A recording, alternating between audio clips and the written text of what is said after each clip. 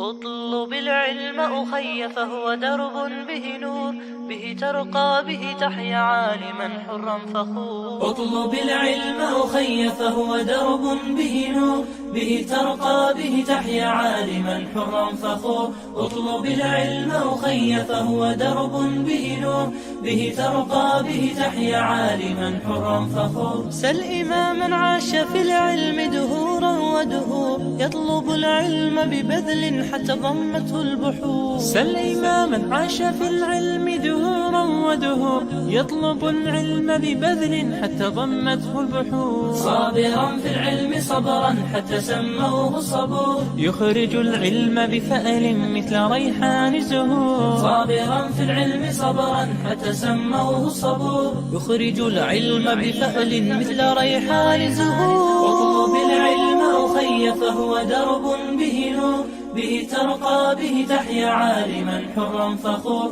اطلب العلم أخي فهو درب به نور، به ترقى به تحيا عالما حرا فخور. كن إذا سموك اسما لتكن مثل الحضور، كن رفيقا كن عظيما كن كما تلك الصقور. كن إذا سموك اسما لتكن مثل الحضور، كن رفيقا كن عظيما كن كما تلك الصقور. راقيا بالعلم نحو النجم مزدان شكور، رافضا كل التدني رافضا نفس الغرور. اطلب العلم أخي فهو درب به نور، به ترقى به تحيا عالما حرا فخور. اطلب العلم أخي فهو درب به نور، به ترقى به تحيا عالما حرا فخور. ابن مسعود فقيه علم أحيا القفور، فإذا أعطاك رأيا كان سهما في النحور. ابن مسعود فقيه علم أحيا القفور، فإذا أعطاك رأيا كان سهما في النحور. وعلي ثم بالدين معاذ لا يبور، اقرأوا التاريخ تروي عنه أفواه سطور. اطلب العلم أخي فهو درب به نور، به ترقى به تحيا عالما حرا فخور. اطلب العلم أخي فهو درب به نور، به ترقى به تحيا عالما حرا فخور. إن سألت عن إمام أو فقيه في الأمور، ابن عباس ترنم وسيبقى في الصدور. إن سألت عن إمام أو فقيه في الأمور، ابن عباس ترنم وسيبقى في الصدور. فهو كالشمعة تذهب حتى تأتينا بنور، ساهر بالليل علم وبأوقات سحور. اطلب العلم أخي فهو درب به نور.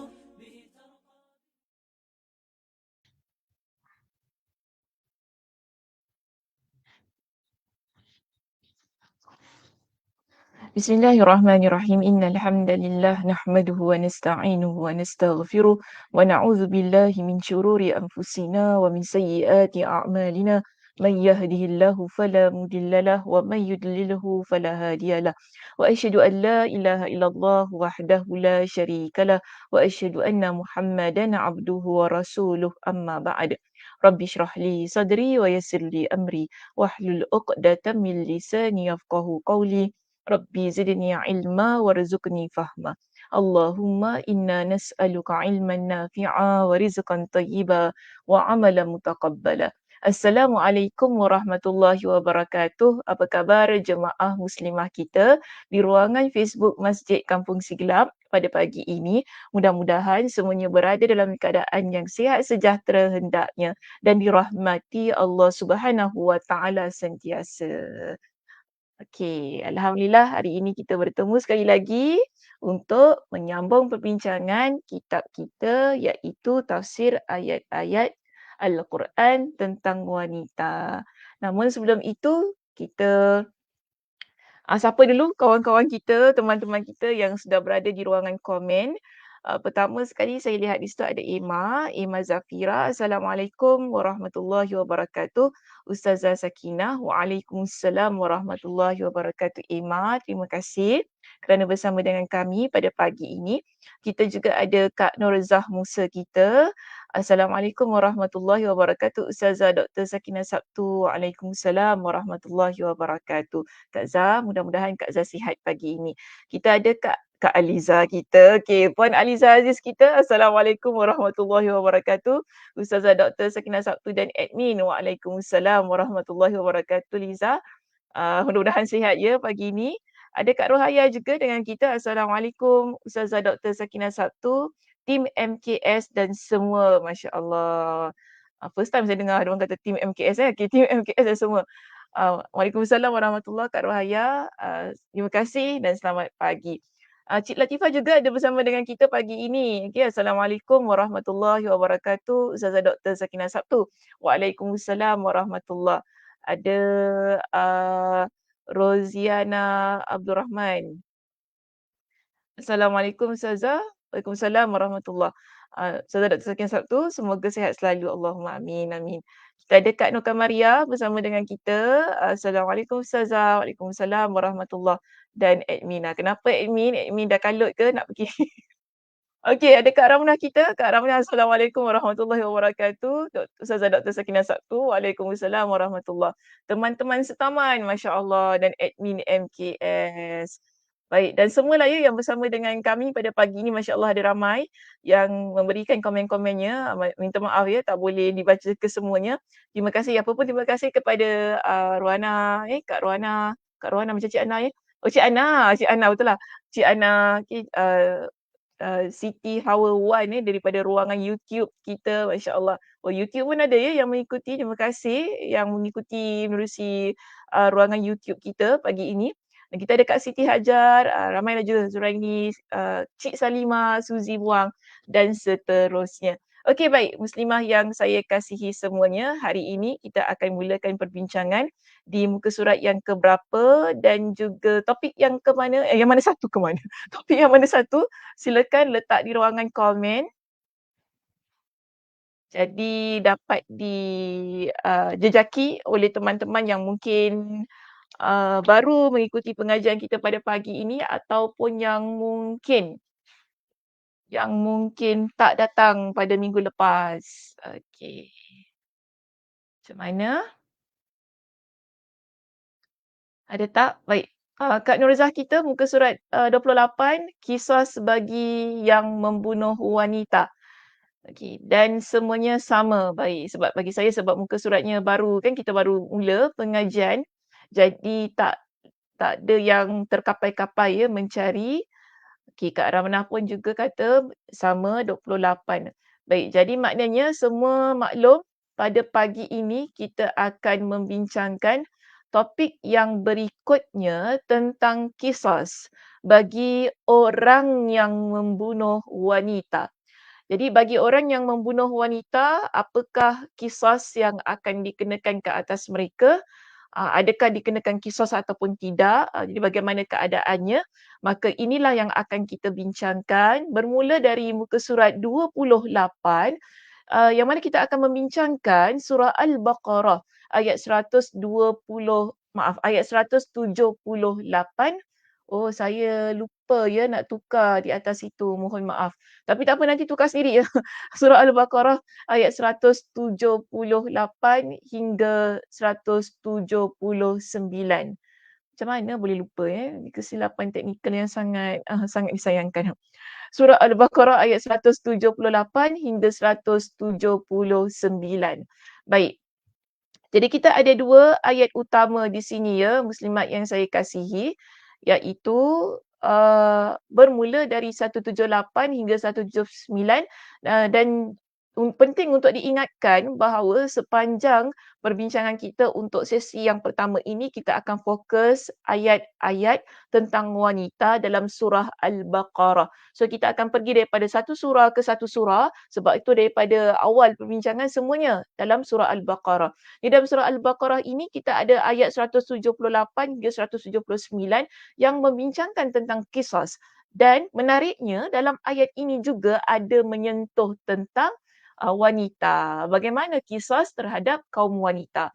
Jadi di sini Allah Subhanahu wa taala berfirman, "Ya ayyuhallazina amanu kutiba alaikumul qisasu fil qatla Al-hurru bil hurri wal 'abdu bil 'abdi wal untha bil untha.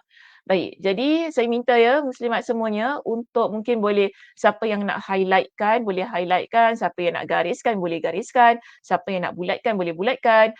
Ayat yang menyentuh tentang wanita di sini ialah lafaznya wal untha bil untha. Okey?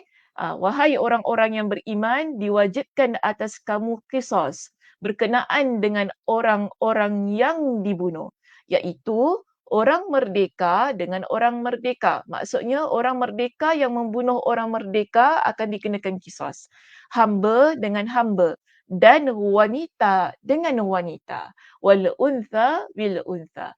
Di sini Allah Subhanahu Wa Taala juga mengingatkan kepada kita, "Faman 'ufiya lahu min akhihi syai'un fattiba'un bil ma'ruf wa ada'un ilaihi bi ihsan, dzalika takhfifun min rabbikum wa rahmah. Faman i'tada ba'da dzalika falahu 'adzabun alim." Siapa yang memperoleh maaf dari saudaranya hendaklah mengikutinya dengan cara yang patut dan hendaklah menunaikan kepadanya dengan cara yang baik. Yang demikian itu adalah keringanan dari rahmat dari maaf dan keringanan dan rahmat dari Rabbmu. Siapa yang melampaui batas setelah itu, maka dia akan mendapat azab yang sangat pedih. Jadi ini ayat 178. Sakit pula mata saya tengok belakang atas surah Al-Baqarah ayat 35 hingga 36. Tak apalah ya, nanti kalau saya letak slide tu ubah sendirilah ya. Macam tak sempat nak ubah. Baik, seterusnya kalau kita lihat di ayat yang berikutnya, okey, walakum fil qisasi hayatun ya ulil albabi la'allakum tattaqun. Dalam kisos itu ada jaminan kehidupan bagimu, wahai orang-orang yang berakal agar kamu bertakwa. Okey, baik. Muslimat semuanya saya nak tanya, apa maksud kisos? Boleh letakkan di ruangan komen. Hmm. Apa maksud kisos?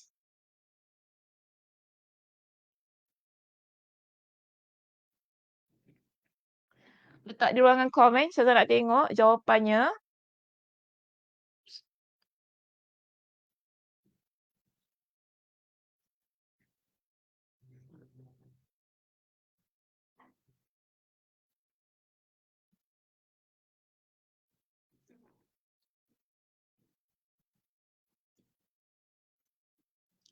Senyap je. Hello. Apa maksud kisos? Ni tengah Google ke apa ni? Budak-budak ni, cik budak-budak. Tengah Google ke apa makcik-makcik semua ni? Kisos tu apa? Hmm. Dihukum bunuh. Okey, Su Hasan kata dihukum bunuh. Selain itu, pembalasan. Okey, Fusia kata pembalasan hukum yang sama. Baik. Lia kata kisos bermaksud hukuman. Hmm. Maaf tadi Kak Rohaya kata apa tadi? Hukum mati. Okey, Cik Ia kata nyawa dibalas nyawa. Cik Ia ayat tak menahan. Nyawa dibalas nyawa. Okey, baik. Khadijah Yaakob balasan yang seimbang. Okay, Siti Hawa daripada ruangan YouTube kita di situ balasan hukum yang seimbang, hukum bunuh. Okey. Ada tak yang lain jawapannya? Suzy kata kisos hukuman yang dijatuhkan pada pesalah. Mm-mm. Lagi, Kak Ramna mana? Tak nak beri jawapan. Aliza, Kak Noh, Kak Zah, Cik Ana macam Cik Ana. Ada jawapan tak?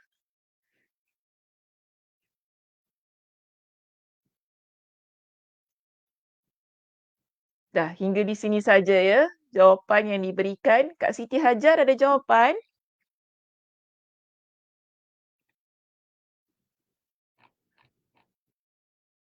Tak adalah tu ya.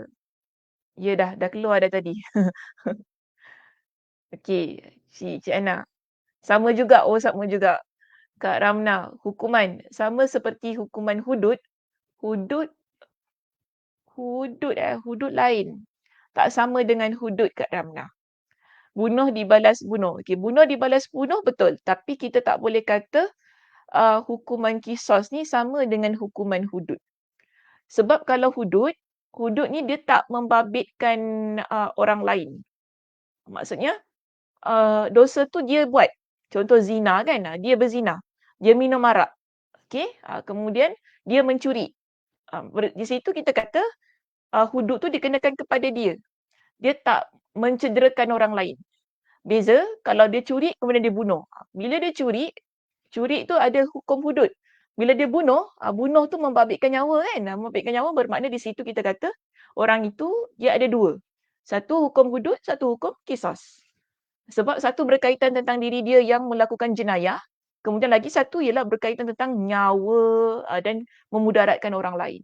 Jadi di sini kita panggil ia sebagai hukum yang berbezalah ya, tak boleh disamakan. Hudud lain, kisos ialah lain. Oh, Siti Hajar minta maaf baru masuk, tak apa. Hukuman dijatuhkan pada pesalah yang disyariatkan Allah. Okey, hukuman dijatuhkan kepada pesalah sama seperti perbuatan yang dilakukan oleh pesalah. Baik. Kita lihat di sini. Definisi kisos ini boleh difahami dengan maksud yang begini. Iaitu melakukan tindakan sama yang berbentuk serangan fizikal terhadap seseorang seperti yang dilakukan terhadap orang lain. Sama. Okey. Apa yang dia buat pada orang itu daripada sudut serangan fizikal, itulah juga yang akan dikenakan ke atas diri dia. Ini dipanggil sebagai kisos. Sebab tu tadi kita kata hudud berbeza, tak sama dengan kisos. Kemudian diterangkan lagi kepada kita, ini saya petik daripada kitab Fiqhul Manhaji ya, kitab Fiqh Imam Asy-Syafi'i. Jadi di sini tindakan ini merangkumi perbuatan yang melibatkan pembunuhan atau kecederaan fizikal seseorang. Jadi ia bukan sahaja melibatkan nyawa, tetapi apa kecederaan fizikal yang dibuat. Contoh, dia tak bunuh tetapi dia rosakkan mata orang itu. Jadi kalau ikut kepada hukum Islam, hukum kisos inilah, orang tersebut dah rosakkan mata members dia kan, maka masuk mahkamah, hukuman yang sama dikenakan pada mata dia. Tengok juga mata mana, kanan ke kiri? Okey, kanan. Jadi maknanya mata kanan dia yang akan kita kena hukum kisos pada orang itu. Ini yang disebut sebagai kecederaan fizikal. Dia tak semestinya nyawa dibalas nyawa. Mungkin orang fikir kisos ni, dia membabitkan pembunuhan saja. Tidak. Tetapi kisos itu ia membabitkan kepada kecederaan fizikal. Apakah kecederaan fizikal yang dikenakan kepada orang itu? Adakah dia tu potong tangan orang tersebut? Kalau dia potong tangan orang tersebut, bila masuk pada mahkamah, maka di sini kata, okey, orang ni dah potong tangan adik saya ni, macam mana ni? Baik, bawa datang orang tu tengok dia cukup tak syarat-syaratnya, bagaimana penelitian daripada panel hakim di situ kan. Kalau hukumnya cukup, maka kena potong tangan sama macam mana dia potong orang yang dia cederakan itu, tangan orang yang dicederakan tersebut. Jadi ini dipanggil sebagai hukum kisos. Bermakna sekali lagi saya tekankan, ianya bukan semata-mata membabitkan pada nyawa, tetapi apakah kecederaan fizikal yang dikenakan terhadap orang tersebut. Dan penting juga untuk saya tekankan bahawa hukum kisos ini ditentukan oleh kerajaan. Kerajaan rasmi yang menjalankan hukum kisos, bukan individu. Jadi kita tak boleh mengambil hukum kisos itu dengan tangan kita sendiri. Bermakna kita tengok mungkinlah dekat sekolah kan berlaku kes buli dan sebagainya, secondary school kan, budak-budak ni kan dah balik kan, budak-budak secondary school ni semua kan. Dia kata, engkau potong kaki, engkau tendang kaki anak aku kan sampai tak boleh jalan kan. Kita pun pergi rumah dia, kita tendang kaki budak tu kan.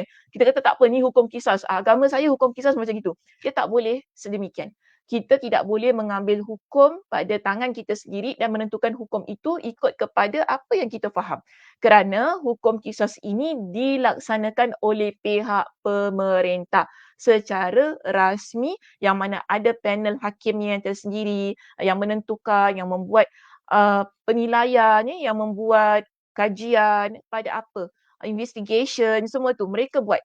Barulah ditetapkan hukumannya bagaimana. Jadi ini penting untuk saya ingatkan. So kita belajar ni memanglah ada dalam Al-Quran, ada hukumnya disebut dalam Al-Quran, tetapi kita juga perlu faham ada hukum-hukum dalam Al-Quran bukan dilakukan oleh pihak individu ke atas satu individu. Namun ia memerlukan kepada pihak government yang menjalankan hukum tersebut. Maknanya satu badan rasmi yang menentukannya dan menjalankannya. Bukan kita sendiri pandai-pandai lah. Jadi di sini belajarnya faham begitu ya. Jangan tiba-tiba nanti belajar dah faham gini. Oh, hari tu belajar Ustaz Sakinah, kau kisah saya, kau buat anak aku kan aku buat anak kau. Macam tu, tak boleh. Jadi ini satu kefahaman yang penting ya untuk saya tekankan di awal pengajian supaya kita tak mengambil keputusan dengan tangan kita sendiri. Baik, so itu yang dimaksudkan dengan qisas. Dalam Al-Quran tadi ya kita bincangkan, kita baru baca tadi, ayat yang ke-178 hingga 179 membincangkan tentang isu qisas ini. Jadi, kalau kita rujuk dalam kitab kita menerangkan tentang mengapa Allah Subhanahu Wa Taala menurunkan ayat ini. Sebab penurunan ayat ini ialah disebutkan bahawa pada zaman jahiliyah dahulu, Bani Nadir bila mereka ini menyerang Bani Quraizah dan berhasil mengalahkan mereka. Apabila ada seorang Bani Nadir membunuh orang Bani Quraizah, dia tidak dikisas. Jadi bila di kalangan orang Bani Nadir ini, mereka membunuh orang Bani Quraizah, Bani Nadir ni tak kena kisas. Namun cuma ditebus dengan 100 wasak korma. Ataupun kata satu gantang korma. Dan apabila seorang Bani Quraizah membunuh orang di kalangan Bani Nadir, dia terbalik pula. Dia kena pula kisas. Kalau orang dia buat tak kena. Tapi kalau orang kita buat kena. Dia macam itu keadaannya. Maka di sini tidak adil kan kita dapati sedemikian. Jika mereka ingin ditebus, kalau mereka nak ditebus maknanya tak nak hukum qisas tu tadi kan. Tebusan yang perlu dibayar pula dikatakan ialah 200 wasak korma. Iaitu 200 gantang korma. Jadi maksudnya 2 kali ganda dari tebusan membunuh seorang Bani Quraizah. Kita nampak di situ tak adil. Kalau orang kita bunuh orang dia, orang kita kena kisas. Tapi kalau orang dia bunuh orang kita, orang dia tak kena kisas. Begitu kan? Dia cuma kena bayar korma begitu saja. Dan kita pula, kalau kita tak nak jalankan hukum kisas pada orang kita kena bayar dia 2 kali ganda daripada apa yang patut dibayar. So ini kita dapati bahawa berlaku ketidakadilan dalam hukum qisas tersebut. Jadi sebab itu Allah turunkan ayat ini supaya apabila Islam itu datang, Islam memberikan keadilan pada hukum qisas yang memang telah berlaku sejak zaman jahiliyah. Memang kita kata hukum qisas ini memang berlaku pada zaman jahiliyah. Tetapi ianya berlaku dengan ketidakadilan tu tadi.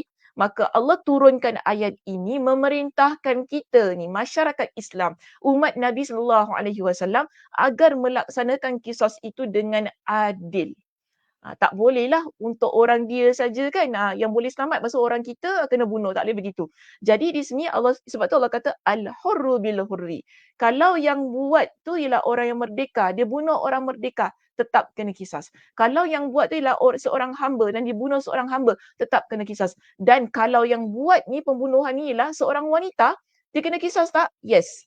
Wal untha bil untha. Dia bunuh, contoh kita muslimat, kita bunuh muslimat yang lain kan, contoh kan begitu kan, kita tetap kena kisas. Kita tak, orang perempuan selamat, tak. Kalau gitu cara kita faham, silap. Jadi di sini Allah membetulkan pandangan, kefahaman, praktik kisas itu yang berlaku pada masyarakat jahiliah, kerana bila Islam datang ini biasanya Islam ni akan menetapkan satu bentuk keadilan, membetulkan apa yang salah, mengharmonikan apa yang keliru dan sebagainya. Maka di sini Allah Subhanahu Wa Taala juga pesan kepada kita pada ayat 178 itu Allah kata faman ya'tada ba'da dzalika falahu adzabun alim. Siapa yang melampaui batas tentang hal qisas ini, maka bagi dia azab yang pedih. Walakum fil qisasi hayatun ya ulil albab, dan Allah juga tekankan kenapa qisas ini ditetapkan dalam agama yang menjalankan hukum agama ataupun yang menjalankan hukum syariat agama dalam pemerintahannya, ialah dalam qisas itu ada jaminan kehidupan bagimu. Wahai orang-orang yang berakal, agar kamu bertakwa. So inilah yang kita kata sebab ya mengapa ayat ini Allah Subhanahu wa Taala turunkan. Tujuannya ialah untuk membasmi kes-kes pembunuhan ataupun jenayah-jenayah yang berkaitan tentang pembunuhan, dan juga untuk meletakkan keadilan ketika mana-mana kerajaan Islam yang ingin melaksanakan hukum qisas ini terhadap rakyatnya bagi menangani kes-kes pembunuhan ataupun kes-kes kecederaan fizikal.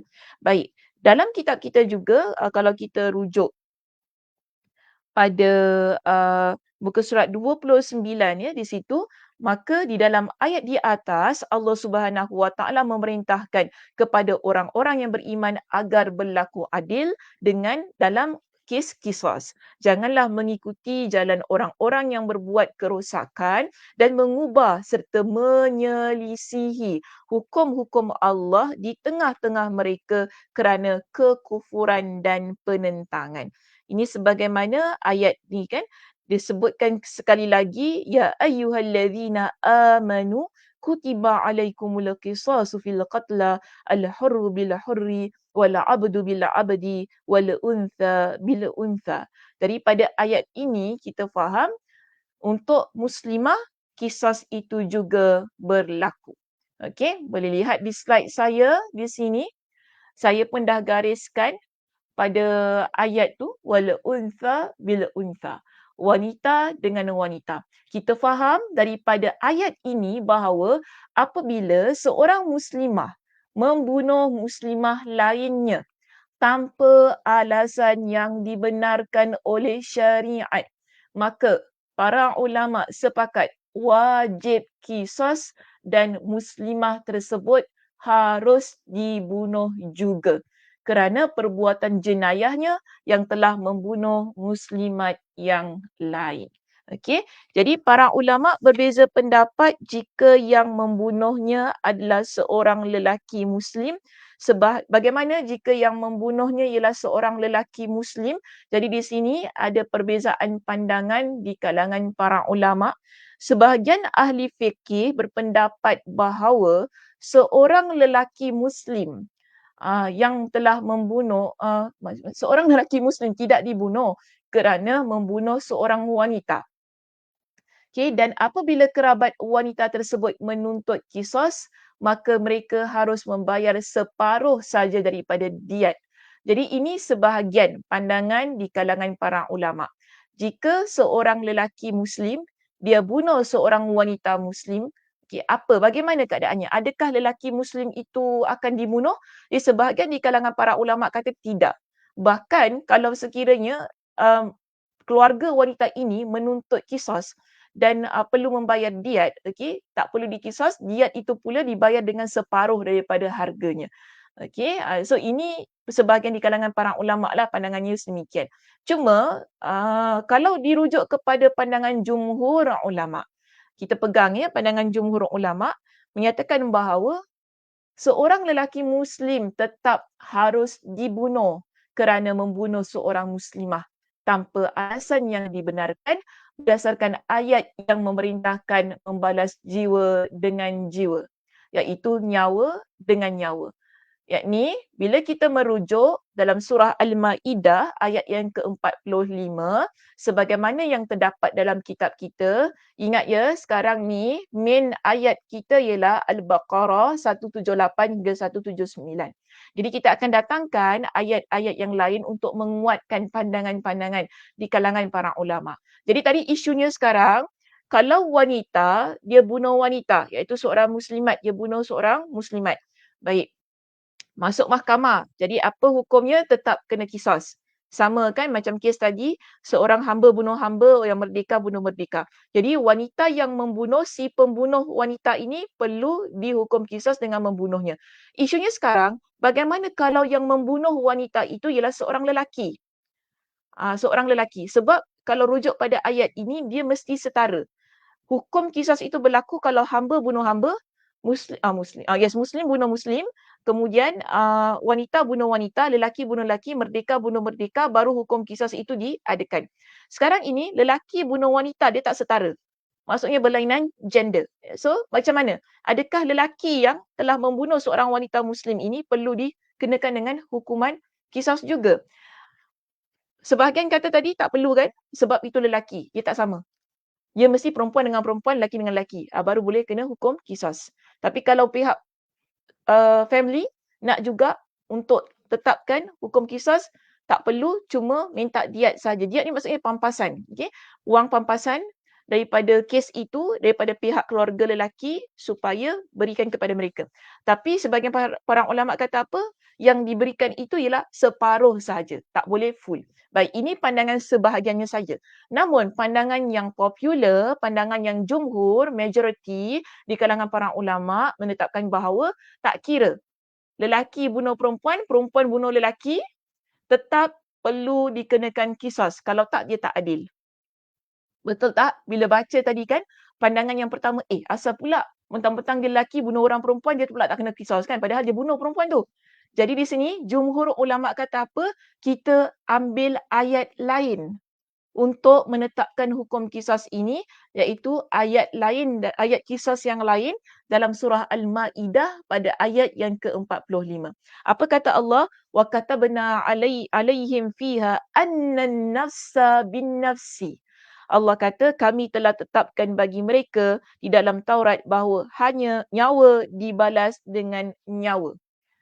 Daripada ayat ini kita faham apa-apa kes pembunuhan dalam agama kita yang membabitkan wanita, membabitkan anak kecil, membabitkan apa sahaja. Walaupun kita nampak tak ada kesetaraan ya di situ, mungkin lelaki bunuh wanita, wanita bunuh seorang lelaki. Bagaimana keadaan itu? Di kalangan jumhur ulama kata, kita guna ayat surah Al-Ma'idah ayat 45, Allah kata apa? Nyawa dibalas dengan nyawa. So tak kiralah lelaki yang bunuh ke, wanita yang bunuh ke, dia bunuh lelaki ataupun lelaki bunuh wanita, wanita bunuh lelaki, kerana adanya berlakunya pembunuhan nyawa di situ, kita tetap kenakan dengan hukuman qisas. Jadi ini pandangan jumhur ulama. Tidak ada di kalangan mereka yang boleh terlepas begitu sahaja apabila kes ini dibawa kepada mahkamah. Jadi maksudnya di situ bila mahkamah tengok yang bunuh ni adalah seorang lelaki ataupun yang bunuh ni seorang wanita, cuma yang dia bunuh tu bukan sama dengan dia. Maksudnya dia bunuh ialah lelaki bunuh wanita, wanita bunuh lelaki. Tak sama kan? Di situ namun di sini kata tetap dikenakan dengan hukum bunuh. Walaupun tidak berlaku kesetaraan itu tadi. Baik. So di sini ya kalau kita rujuk muka surat 30.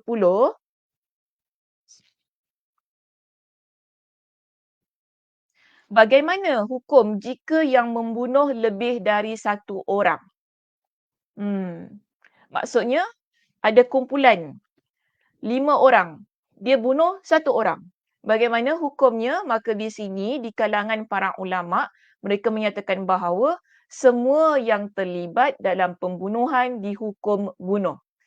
Okey, jumhur ulama menyatakan bahawa jika berlaku pembunuhan lebih dari 1 orang, maksudnya pembunuhnya ramai, mangsanya 1 orang saja yang mati di sini. Maka di kalangan jumhur ulama menyatakan semua yang terlibat, contoh tadi saya berikan 5 kan, 5 orang. Kelima-limanya akan dikenakan hukum bunuh kerana terlibat pada kes itu. Sama-sama membunuh, sama-sama tendang, sama-sama buatlah apa-apa kan, rodok pisau ke satu. Walaupun kita kata, oh dia yang rodok dengan pisau bukan saya cuma tumbuk je. Tetapi dia terlibat dalam kes itu, maka kesemuanya akan dikenakan dengan hukum qisas sebagaimana yang dilakukan oleh Umar radhiyallahu an. Okey, tentang kes seorang anak dibunuh oleh 7 orang. Jadi dalam kes itu apa yang Umar buat, dia bunuh, maknanya dia qisas semua lelaki yang terlibat dalam kes pembunuhan anak itu. Bermakna telah dilakukanlah di kalangan para sahabat tentang hukum tersebut. Baik, seterusnya. Bagaimana di sini muka surat 30 dia kata kemudian Umar berkata sekiranya penduduk Sana'a berkomplot untuk membunuhnya nescaya aku akan membunuh mereka semua. Maksudnya kalau satu negeri tu berkomplot untuk bunuh satu orang, Umar kata apa? Aku akan bunuh satu negeri tu. Itu maksudnya lah. Bermakna di sini kalaulah satu orang yang mati yang dibunuh oleh ramai orang, kesemuanya tidak boleh dilepaskan. Mereka yang berkomplot semuanya akan dikenakan dengan hukuman qisas itu. Pada masa itu tidak ada seorang sahabat pun yang menentangnya dan hal itu merupakan ijma'. Maksudnya disepakati di kalangan para ulama fiqh berkaitan tentang hukuman yang begini.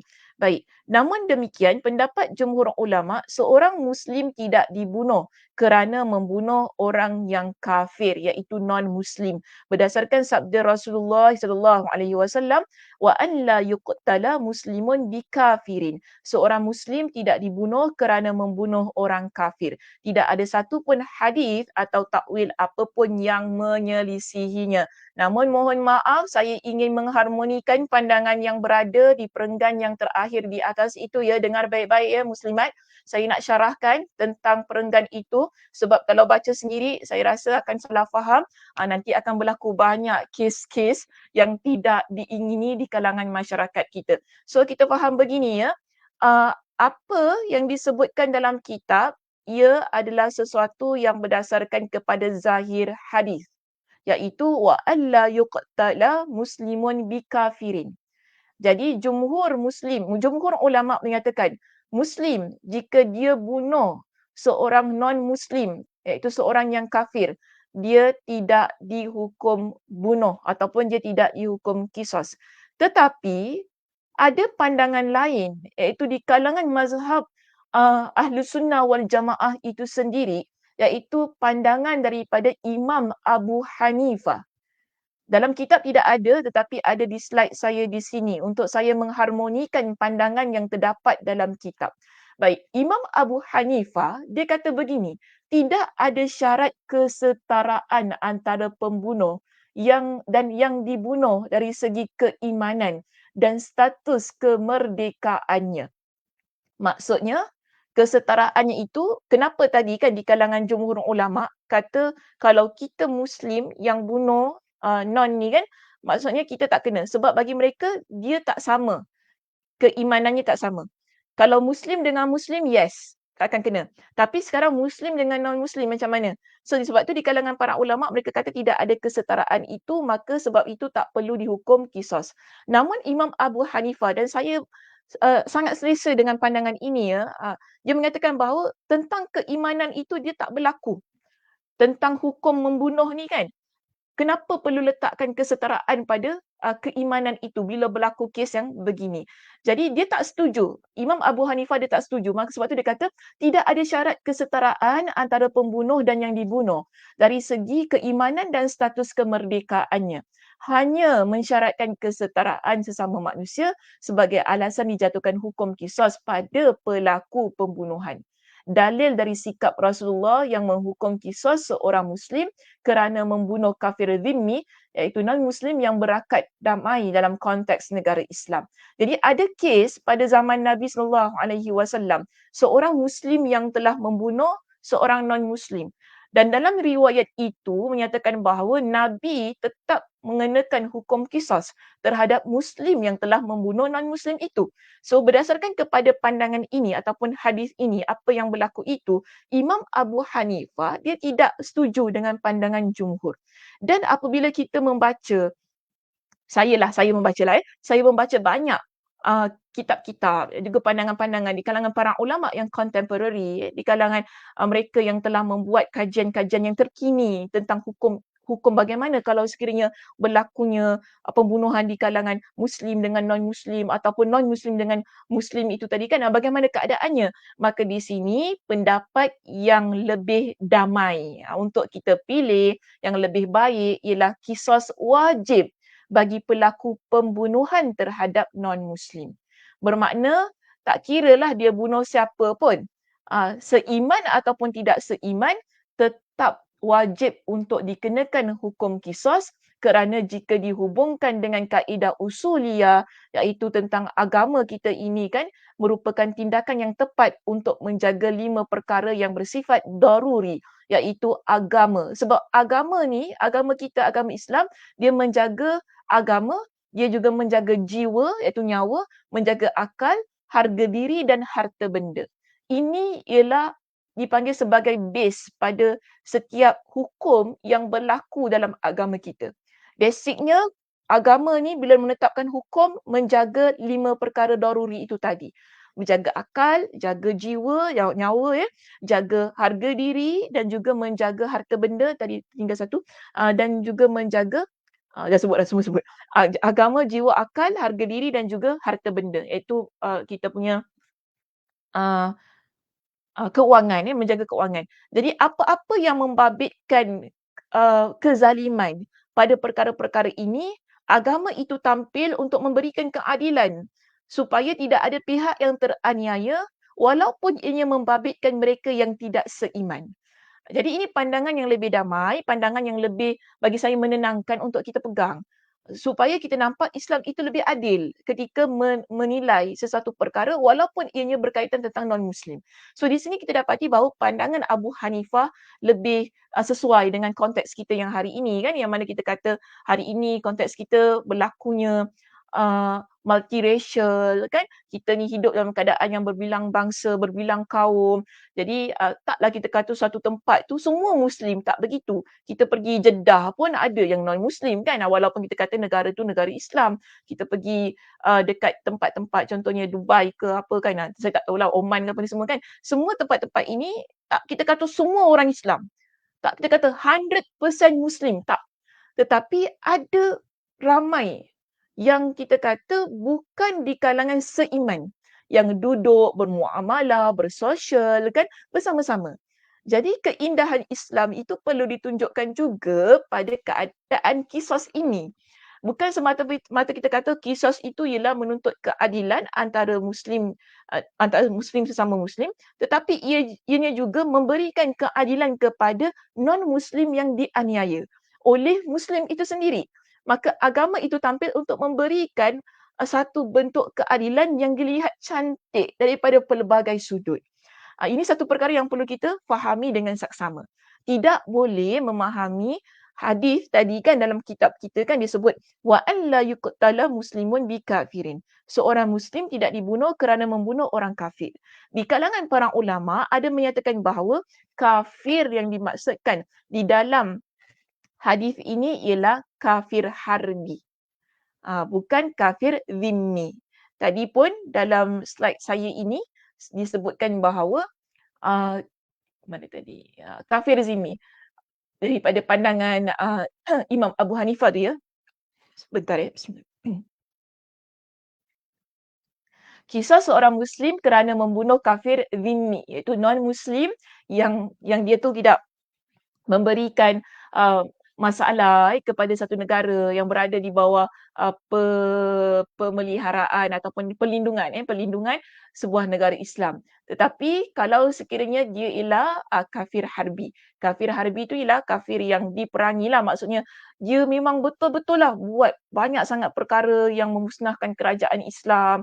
Ada perkara-perkara yang dia buat kejahatan, dia berkomplot untuk membunuh, menjatuhkan kerajaan Islam, barulah di situ kita kata hadis tadi boleh diaplikasikan.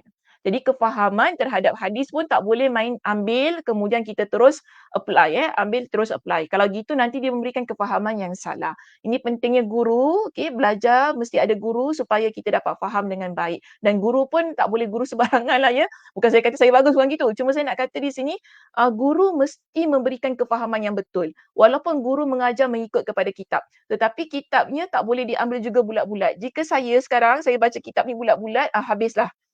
Habis mengajar ni kan, memberikan pandangan yang salah. Itu pentingnya guru tampil mengharmonikan apa yang ada dalam kitab dan ia memberikan pencerahan yang lebih pada setiap sesuatu yang kita dapati bahawa oh ini pandangan yang tak kena. Jadi tanggungjawab guru untuk memberikan pandangan yang lebih baik supaya ianya lebih bertepatan dengan konteks kita pada hari ini. Saya harap jelas ya tentang apa yang terdapat di muka surat 30 di poin yang terakhir di situ ataupun di perenggan yang kedua, di perenggan yang kedua dalam kitab kita. Baik, seterusnya ya kita lihat di sini. Dalam kita selesai ya perbincangan tadi tentang hukum-hukum lain ni, semua kita dah bincangkan tentang bagaimana kalau pembunuhnya lebih daripada satu orang, bagaimana kalau pembunuhnya Muslim tapi yang dibunuhnya bukan non-Muslim. Bahkan juga nanti kita bincangkan ada juga bagaimana kalau pembunuhnya pula ialah yang non-Muslim tapi dia bunuh seorang Muslim. Macam mana? Adakah dia tu dikenakan dengan hukum qisas? So itu nanti insya-Allah kita akan bincangkan. So sekarang ini ada 3 alternatif yang diberikan kepada wali. Wali tu maksudnya ialah keluarga mangsa. Keluarga yang telah yang keluarga yang mana orang tu dibunuh jadi keluarga ni tampil menuntut keadilan. Ini dipanggil sebagai wali. So di sini kalau kita rujuk dalam surah Al-Baqarah ayat 178, Allah memberikan kepada kita dengan 3 alternatif. Okey. So di sini kata 3 alternatif ini Allah sebutkan faman ufiya lahu min akhihi syai'un fattiba'un bil ma'ruf wa ada'un ilaihi bi ihsan. Okey, wa adaun ilaihi bi ihsan. Iaitu Allah kata sesiapa yang memperoleh maaf dari saudaranya hendaklah mengikutinya dengan cara yang patut dan hendaklah menunaikan kepadanya dengan cara yang baik. Maaf ini haruslah dibalas dengan diat dalam kes pembunuhan yang dilakukan secara sengaja. Dalam perbincangan tentang kisah ni actually dia ada banyak lagi lah ya perbahasan. Cuma saya tak boleh nak pergi dengan lebih detail lagi lah tentang hukum pembunuhan yang secara sengaja, pembunuhan yang seolah-olah sengaja, pembunuhan yang tidak sengaja sebab perbincangannya sangat panjang. Kalau nak muatkan dalam perbincangan tentang surah Al-Baqarah ayat 178 hingga 179 dia dah terkeluar. Nanti jauh sangat kan, sampai esok pun tak habis saya bincang. So itu mungkin kalau muslimat nak tahu semuanya perlu masuklah kelas-kelas lain yang berkaitan tentang fiqhul jenayat. Okey, fiqh yang membincangkan tentang jenayah-jenayah yang berlaku dalam agama Islam. Cuma yang hari ini saya bagi basic sahaja. Dan ayat dalam surah Al-Baqarah ayat 178 hingga 179 lebih fokus kepada pembunuhan yang dilakukan secara sengaja. Memang orang itu berniat nak bunuh. Ni kita kata secara sengaja. Memang yang ramai-ramai ini 7 orang tadi kan dia nak bunuh seseorang itu. Jadi semuanya memang berniat untuk mencederakan, berniat untuk membunuh orang yang telah mereka rancang untuk hapuskan. Jadi fokus kita pagi ini, okay, dia kata maaf yang ini haruslah dibalas dengan diat dalam kes pembunuhan yang dilakukan secara sengaja. Berdasarkan kepada firman Allah, hendaklah yang memaafkan mengikuti dengan cara yang patut. Artinya daripada ayat itu, orang yang menuntut harus berlaku baik jika diat itu sudah diterima.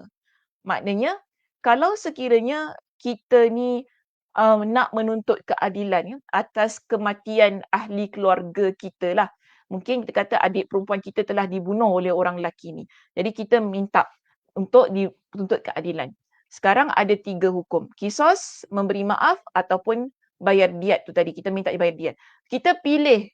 Ini ialah alternatif yang Allah berikan kepada kita. Kita pilih untuk maafkan dan kita minta supaya dia berikan kepada kita dengan diat. Jadi bila kita dah terima dengan diat ini, iaitu wang pampasan ganti rugi di atas satu kes kematian yang berlaku ya. Bila kita dah terima, kita tak boleh lagi nak berlaku zalim kepada orang yang telah membayar kepada kita. Jadi ini pesan Allah dalam Al-Quran. Kalau kamu dah terima diat itu daripada keluarga si pembunuh tu kan, kamu dah kita kes tu settle. Tak boleh lagi lah kita nak bunuh dia, tak boleh lagi kita nak bangkitkan semua apa, kerana kita dah maafkan dan kita nak move on tadi kan, kita nak tak apa awak bayar pada saya, kami maafkan apa kesilapan yang berlaku pada keluarga kami, awak bayar, kita kira kesnya selesai. Tutup. Ya begitu. Jadi Allah pesan kalau kita dah terima wang diat tu, kita mesti berlaku baik kepada keluarga si pembunuh. Tak boleh lagi ada permusuhan, tak boleh lagi ada sakit hati, benci, sampai matilah aku tak boleh terima apa, tak boleh begitu. Maka ini pesan Allah. Sebab tu Allah kata mengikuti dengan cara yang patut. Artinya orang yang menuntut harus berlaku baik jika diat itu sudah diterima. Dan hendaklah menunaikan kepadanya dengan cara yang baik, iaitu pihak pembunuh tidak boleh melakukan tindakan yang membahayakan dan tidak boleh pula menunda-nunda pembayaran diat itu. Sekarang, pihak keluarga mangsa dipesan supaya berlaku baik kepada keluarga si pembunuh dan juga si pembunuh tadi kan. Dan si pembunuh, juga keluarga si pembunuh perlu untuk segera menunaikan pembayaran. Tidak boleh melengah-lengahkan dan tidak boleh untuk melakukan perbuatan-perbuatan yang menyakiti keluarga si mangsa. Jadi ini pesan Allah dalam surah Al-Baqarah ayat 178. Mungkin ada tanya diat ini macam mana? Baik, diat ini ialah wang pampasan. Di kalangan para ulama menyatakan bahawa pembayaran diat itu ialah 100 ekor unta atau dengan nilai yang sama dengannya. Jangan main-main, bukan satu harga yang sangat sedikit. 100 ekor unta. Okey, untuk si pesalah yang melakukannya. Jadi dan 100 ekor unta tu pun dia ada jenis-jenisnya yang tersendiri. Dia bukan jenis-jenis yang orang kata okeylah cari je 100 ekor unta, aku bayar kat kau. Bukan begitu. Di kalangan para ulama menyatakan untuk pembunuhan dengan sengaja ini, kalau nak bayar tu kan dengan 100 ekor unta nak bayar diat ini, unta ni ada jenis-jenisnya. Iaitu 30 ekor hiqqah. Iaitu unta yang berumur genap 3 tahun. 30 ekor kena cari, okey. Kemudian 30 ekor jaza'ah, iaitu unta yang berumur 4 tahun. Dan seterusnya 40 ekor unta khalifah, iaitu unta yang bunting. Jadi 40, 30, 30, 100. Bermakna pembahagiannya itu bukan kata tak kisah ambil je mana-mana jenis unta, bukan begitu. Di kalangan para ulama fiqh mereka membahagikan tentang 30 jenis unta yang berumur tadi 3 tahun genap, kemudian 30 jenis ekor unta yang berumur 4 tahun genap dan seterusnya 40 ekor unta yang sedang hamil lah, yang sedang bunting tu lah, supaya dia memberikan pulangan yang lumayan. Sebab kalau kita cuma letak 100 ekor unta, orang boleh ambil, tak apa ambil unta yang tua-tua yang dah nak mati kan, bagi dekat dia. Murah harga unta begitu. Tapi kalau unta yang harga yang jenis yang begini kan, harganya sangat mahal. Sebab dia punya nyawa tu kan panjang kan unta ni kan. Jadi dapat bila dimiliki oleh seseorang, dia akan beranak pinak, berkembang biak, kaya orang tu dengan unta sahaja. Jadi ini satu ganti rugi yang sangat besar harganya. Sebab tu tadi kalau tak boleh berikan 100 ekor unta, dia perlu berikan nilai yang sama dengan apa yang telah dibincangkan oleh para ulama. Contoh kalau dia kata dia nak bayar, okey tak apalah saya tak boleh bayar 100 ekor unta, saya bagi awak duit. Duit tu mesti senilai dengan harga 100 ekor unta dengan pembahagian-pembahagiannya itu tadi. Cubalah nanti saya bagi homework cuba check berapa price camel. Saya dah check dah. Memang sangat mahal. Harga unta ni satu ekor paling murah 10,000. Satu ekor. Paling murah. Ni bukan untuk korban tau, hanya untuk jual beli ni, untuk kita farm ataupun untuk kita buat pengembalaan unta, untuk kita pelihara tu kan. Jadi kita guna harga sedemikian. So bayangkan kalau satu ekor unta yang paling kurang tu orang kata harganya 10,000, nak multiply tu nak gandakan dengan 100 tu, Macam mana? Itu belum lagi kalau kita tengok harga unta yang umur 4 tahun, 3 tahun yang hamil tu semua kan dia ada price list dia yang berbeza-beza. Jadi tak murah. Harganya sangat mahal. Bukan senang-senang kita kata, "Alah tak apa aku kaya aku boleh bayar." Dia tak semudah itu. Mungkinlah orang kaya yang kaya sangat-sangat tu bolehlah bayar kan. Cuma nak katanya dalam agama ini bila tetapkan satu hukum iaitu hukum qisas, okey, kemudian memberi maaf, tapi dah beri maaf kena bayar diat itu tadi kan, dia dibayar tu bukan kita kata ambil dengan kualiti yang so-so kan, gitu kan. Dia tak cheapskate orang kata gitu kalau guna ayat kita biasa kan. Bukan guna benda-benda yang cheapskate nak bayar, bukan. Tapi nilainya tu bagaimana? Dia tak semudah yang kita rasa bayar, bayar gitu kan, tak semudah itu. Jadi ini di kalangan para ulama lah ketika mereka bincangkan surah Al-Baqarah ayat 178 hingga 179, Allah memberikan keringanan dan rahmatnya kepada dalam kes ini, iaitu hukum qisas satu. Okey, kalau pihak keluarga mangsa menuntut untuk dihukum bunuh, yes, kita kena berikan. Tetapi keluarga mangsa juga boleh memberikan maaf kepada si pembunuh dan ahli keluarganya lah yang terlibat, mereka-mereka yang terlibat. Memberikan maaf. Dan juga boleh memberi maaf dan menuntut diat, iaitu wang pampasan tadi yang telah saya jelaskan. Baik. Seterusnya di sini dia kata ayat ini menjelaskan kita dah bincangkan satu diat sama dengan seekor unta atau 200 ekor sapi, satu ekor lembu. Seterusnya di sini firman Allah Subhanahu Wa Taala tentang zalika takhfifum min rabbikum wa rahmah. Saya dah masuk muka surat 31 ya. Zalika takhfifum min rabbikum wa rahmah. Yang demikian itu adalah keringanan dan rahmat dari Rabbmu. Maksudnya disyariatkannya pengambilan diat itu tadi kepada kalian dalam pembunuhan secara sengaja merupakan keringanan dan rahmat Allah tabaraka wa taala untuk kalian. Sebab bagi umat yang sebelumnya kewajipan yang ditetapkan hanya 2 sahaja. Sebelum Islam, sebelum Nabi SAW, untuk umat yang sebelumnya cuma 2 Allah berikan, iaitu qisas dan beri maaf. Diat tu tidak ada. Jadi bila datangnya Nabi SAW, turunnya ayat ini, kita dapati bahawa ada 3 alternatif yang telah diberikan untuk umat Nabi SAW. Pertama qisas, kedua memberi maaf, dan ketiga ialah membayar diat itu tadi kepada keluarga mangsa. Sebagaimana yang dikatakan oleh Qatadah, Allah Azza wa Jal telah merahmati umat ini dan memberikan makan kepada mereka dengan diat yang tidak dihalalkan bagi orang-orang sebelum mereka. Bagi ahli Taurat yang berlaku adalah qisas dan pemberian maaf. Maksudnya di sini umat yang sebelumnya ialah kita panggil sebagai umat Nabi Musa, gitu kan, dalam kitab Taurat, hukum dalam kitab Taurat, iaitu hanya 2 sahaja, qisas dan beri maaf tanpa disertai tebusan iaitu diat. Dan yang berlaku bagi pengikut kitab Injil iaitu kitab bagi agama Nasrani adalah pemberian maaf sahaja. Kalau agama Nasrani, Allah tetapkan beri maaf sahaja. Dan Allah menetapkan bagi umat ini qisas, pemberian maaf dan diat. Jadi Allah juga ingatkan sekali lagi pada ayat ini, faman ya'tada ba'da dzalika falahu 'adzabun alim. Siapa yang melampaui batas setelah itu maka dia akan mendapat azab yang sangat pedih. Allah dah berikan kepada kita dengan alternatif-alternatif ini. Tapi kalau ada orang yang dia menggunakan alternatif ini dengan melampau, kan, dia menggunakan alternatif ini dalam keadaan yang tidak adil, maka Allah ingatkan bahawa siapa yang membunuh setelah mengambil atau menerima diat, maka baginya siksa yang pedih, menyakitkan dan keras dari Allah Azza wa Jal.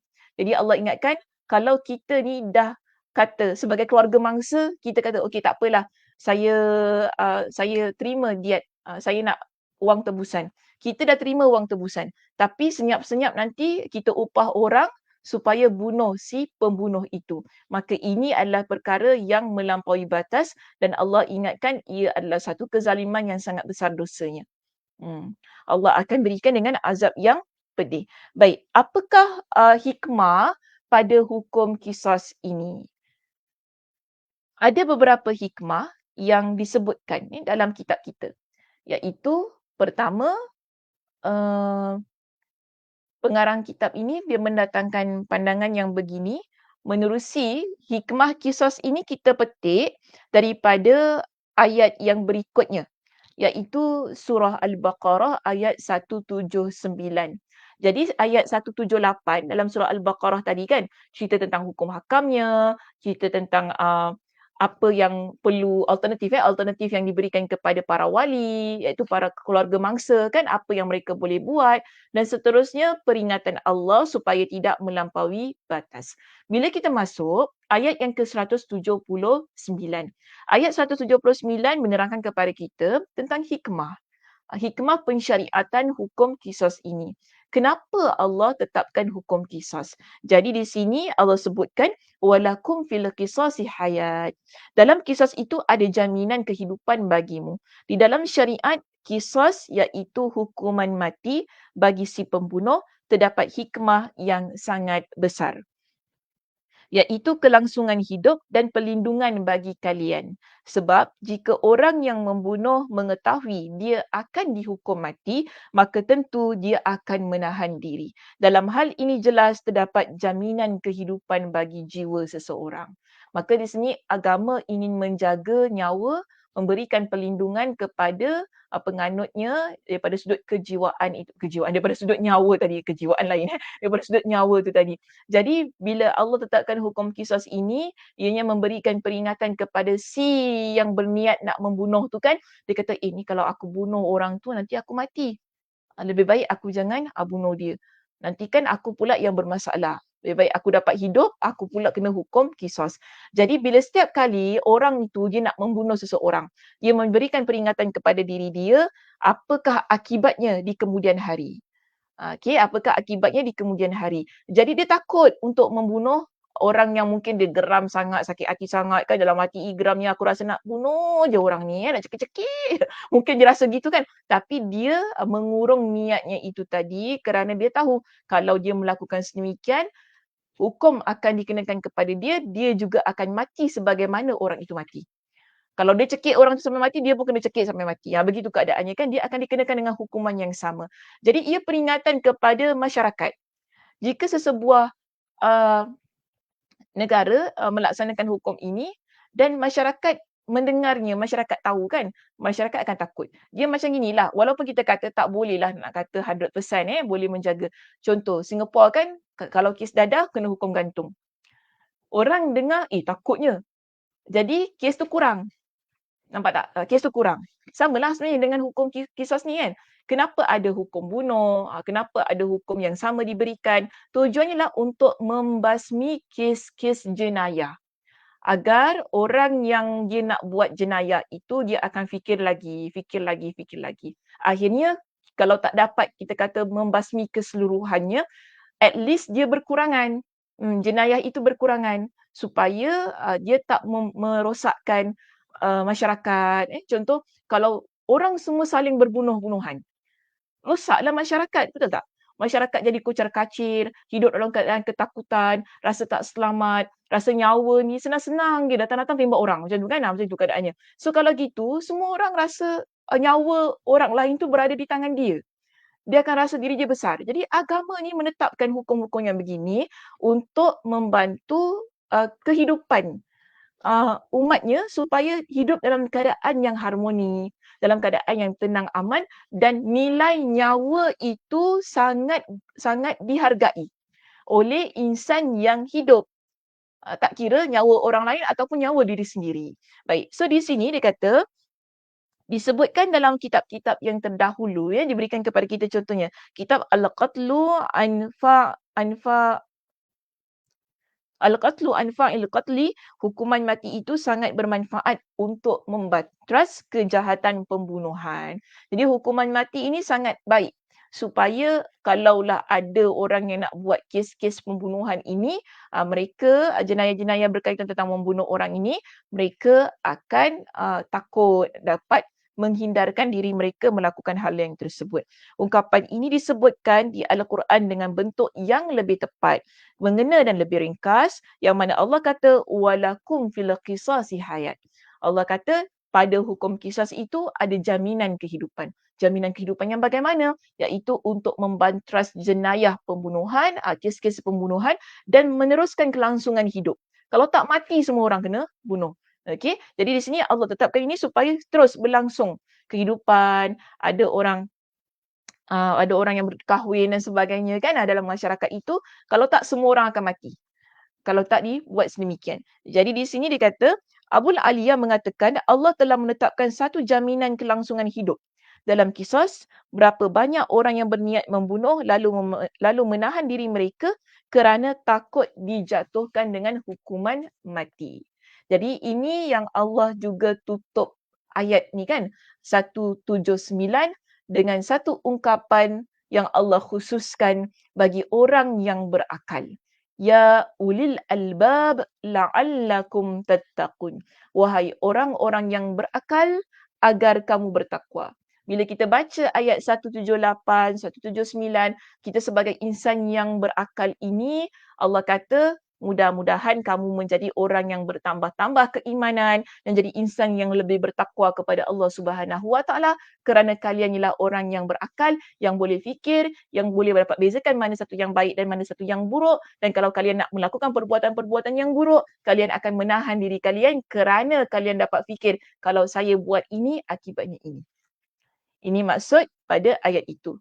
Iaitu agar kalian wahai orang-orang yang berakal dan cerdik menahan diri dan meninggalkan perkara yang diharamkan Allah dan perbuatan dosa. Takwa itu nama yang mencakup segala macam bentuk ketaatan dan menjauhi segala bentuk kemungkaran.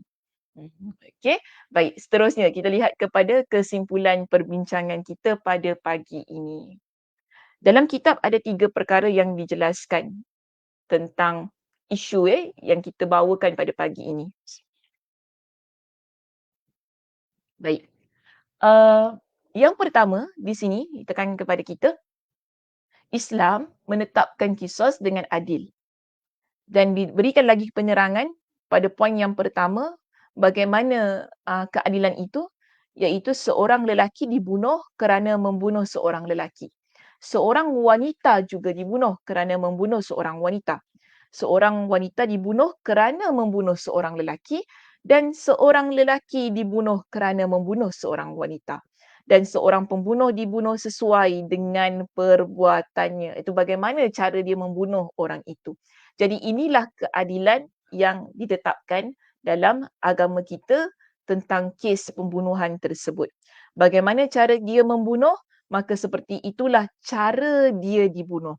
Ini berdasarkan hadis Nabi sallallahu alaihi wasallam dari Anas ibn Malik radhiyallahu an. Anas diceritakan kes yang berlaku pada zaman Nabi ini. Apa kesnya? Anna jariyatan wujida ra'suha qad rudda baina hajaraini. Seorang hamba wanita dipecahkan kepalanya di antara dua batu. Jadi ada orang jumpa seorang hamba wanita ni kepala dia pecah antara dua batu. Ngeri pembunuhan itu. Mereka pun bertanya, fasa'aluha man sana'a bik. Mereka bertanya kepadanya, siapa yang melakukannya? Fulanun. Jadi apakah si fulan atau si fulan? Hingga ketika mereka menyebut seorang Yahudi, hamba wanita itu pun menganggukkan kepalanya. Dah dia tak boleh nak cakap kan sebab dah kepala dia kena batu macam itu sekali. Jadi Yahudi itu pun ditangkap dan dia mengakui perbuatannya. Jadi Nabi tangkap Yahudi ini, fulanun hatta dzakaru yahudiyan fa'aumat bi ra'siha. Fa'ukhidha al-yahudiyyu fa'aqarra fa'amara Rasulullah sallallahu alaihi wasallam. Jadi bila Yahudi itu dah mengaku, maka Rasulullah pun memerintahkan agar dipecahkan kepalanya di antara dua batu sebagaimana yang telah dia lakukan ke atas wanita hamba tadi. Hamba wanita tadi, terbalik ayat saya. Hamba wanita tadi. Jadi bermakna kita lihat di sini, qisas itu dilakukan sesuai dengan apa yang telah dilakukan oleh orang yang melakukan itu tadi. Contoh tadi dalam hadis kan, muttafaq alaih hadisnya, hamba wanita itu dicederakan, hampir mati tu kan, dengan batu yang dihempap antara kepalanya, dia letak macam ni. Okey, batu tu. Jadi dia macam penyek lah kan, kepala dia rosak. Maka yang si pelaku tu bila sampai ni di hadapan Nabi dan dia mengaku, ditangkap semuanya, dia mengaku, Nabi perintahkan perkara yang sama. Batu tu dibuat sebagaimana wanita itu. Jadi ini kita panggil sebagai keadilan. Contoh saya kata kalau nak konteks kita lah, mungkin kita bunuh orang guna racun, kan? Bunuh orang tu guna racun, dia bagi racun dekat orang, maka kita kena bagi racun dekat dia. Benda yang sama. Kau bagi aku Clorox, aku bagi kau Clorox. Macam itulah keadaannya kan. Bagi contoh Clorox contohlah gitu. Kita buat macam gitu, kena benda yang sama pada orang tersebut. Namun penting juga untuk saya nyatakan, cara hukuman dilaksanakan juga boleh berubah. Mengikut kepada kesesuaian, mengikut kepada konteks, ya, dan juga mengikut kepada apa yang telah disepakati oleh panel yang dilantik oleh kerajaan bagi mengendalikan kes-kes kisos yang begini. Okey, baik, seterusnya yang kedua, syariat Islam mengandungi kemudahan dan kasih sayang. Jadi apa yang kita dapati daripada perbincangan itu tadi, tentang hal agama kita yang sangat ingin memudahkan dan sangat mengangkat kasih sayang itu di antara sesama manusia. Maka sebab itu kita dapati bahawa Allah memberikan satu keadaan yang membolehkan keluarga mangsa memberi maaf kepada si pembunuh yang telah melakukan. Ataupun kita lihat di sini, dalam agama Islam itu tadi memberikan satu lagi ruang sebagai bentuk kasih sayang, rahmat, sebagai bentuk untuk memudahkan, iaitu dengan bersetuju untuk menerima wang pampasan sebagai ganti rugi di atas apa yang berlaku untuk dibayar kepada keluarga mangsa. Jadi taklah berlaku lagi pembunuhan lah kita kata kan, bila adanya berlaku kemaafan, bila menerima wang diat itu tadi, taklah kita kata berlaku satu lagi pembunuhan. Kerana hukum-hukum bunuh ni dia membabitkan banyak isu emosi kan, masalah emosi, mental dan sebagainya. Dia bukan hanya kita kata berlaku kepada orang yang membunuh ataupun yang dibunuh. Tetapi bila kes-kes ini ia melibatkan kepada ahli keluarga.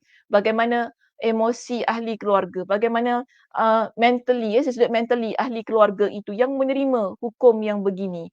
Jadi sebab itu Allah Subhanahu Wa Taala yang Maha Pengasih, Maha Penyayang mengetahui. Walaupun kita katalah dia yang bunuh kan, tetapi kita tak tahu bagaimana impaknya pada keluarga yang membunuh tu tadi.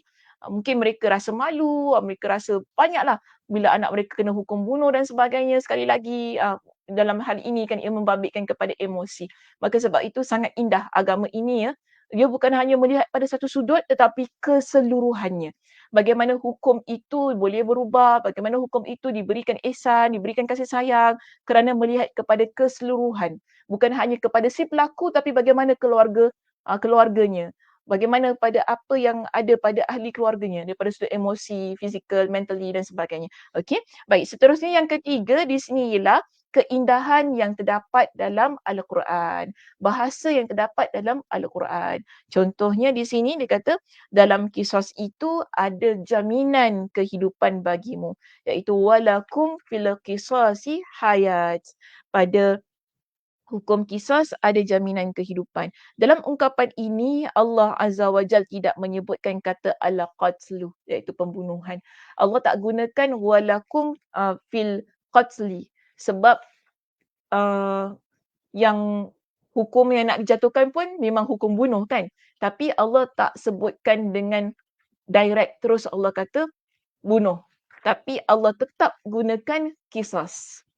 Ayatnya indah, cantik. Nampak ya, dia tak direct terus. Tapi ada bahasa yang lebih molek lah yang digunakan, yang lebih indah, lebih baik yang digunakan dalam teks Al-Quran itu daripada menggunakan kata al-qatlu iaitu pembunuhan, tapi Allah menggunakan kata al-qisas. Ini bererti Al-Quran telah menghilangkan al-qatlu baik dalam lafaz maupun dalam realitinya.